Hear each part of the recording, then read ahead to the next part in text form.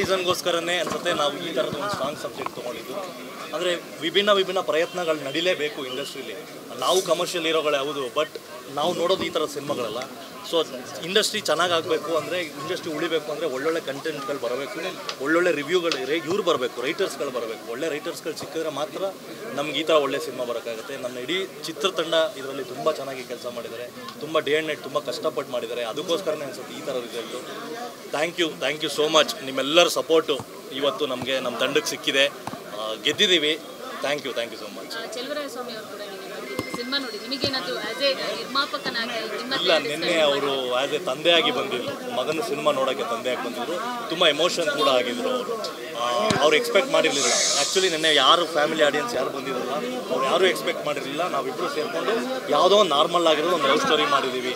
ಇವ್ರನ್ನೆಲ್ಲ ಹಾಕೊಂಡು ಏನು ಮಾಡಿದ್ದೀರಾ ಅನ್ನೋದೊಂದು ಕ್ವಶನ್ ಇತ್ತು. ನಾವು ಕೂಡ ಯಾರಿಗೂ ಸಿನಿಮಾ ತೋರಿಸಿರಲಿಲ್ಲ, ನಿನ್ನೆನೇ ಸಿನಿಮಾ ನೋಡಬೇಕು ಅನ್ನೋದೊಂದಿತ್ತು. ಸೊ ತುಂಬ ಭಾರತದ ಹೃದಯದಿಂದ ಹೊರಗಡೆ ಹೋದ್ರು ನೋಡಬೇಕಾದ್ರೆ. ಆ ಎಕ್ಸ್ಪ್ರೆಷನ್ಸ್ಗಳಲ್ಲೇ ಗೊತ್ತಾಗ್ತಿತ್ತು. ತುಂಬ ಇಡೀ family, friends circle, cinema industry friends ಎಲ್ಲ ತುಂಬ ಚೆನ್ನಾಗಿ ಸಪೋರ್ಟ್ ಮಾಡಿದ್ರು. ಸಿನಿಮಾ ಮಾಡೋದೇ ಇದಕ್ಕೋಸ್ಕರ.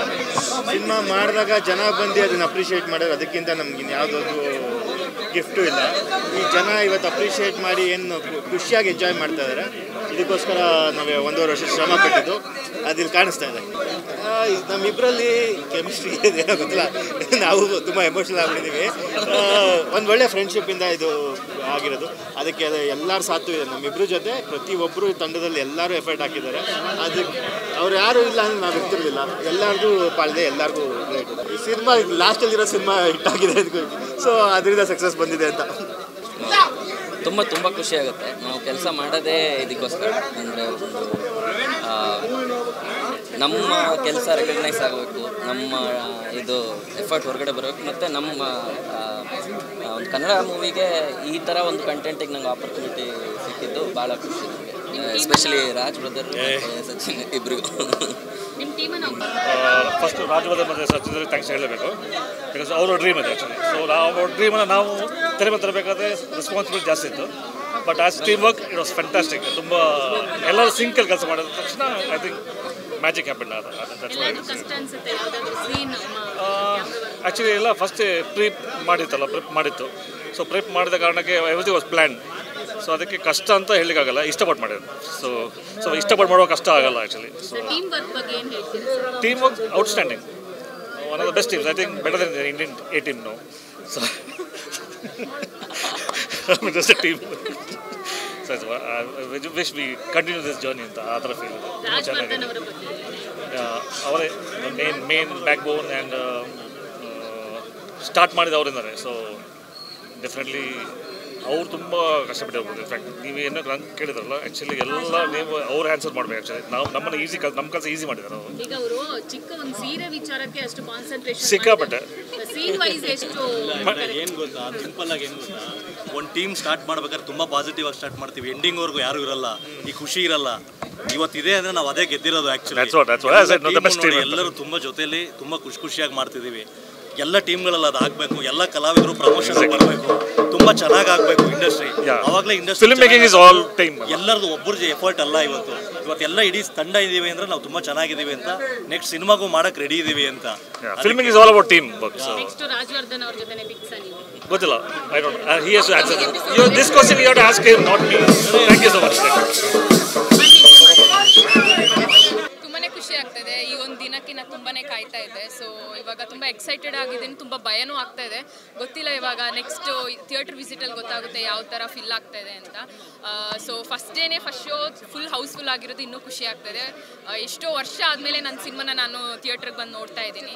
ಹಾಗೆ ಒಂದು ಒಳ್ಳೆ ಸಂದೇಶ ಇದೆ ಸಿನಿಮಾ.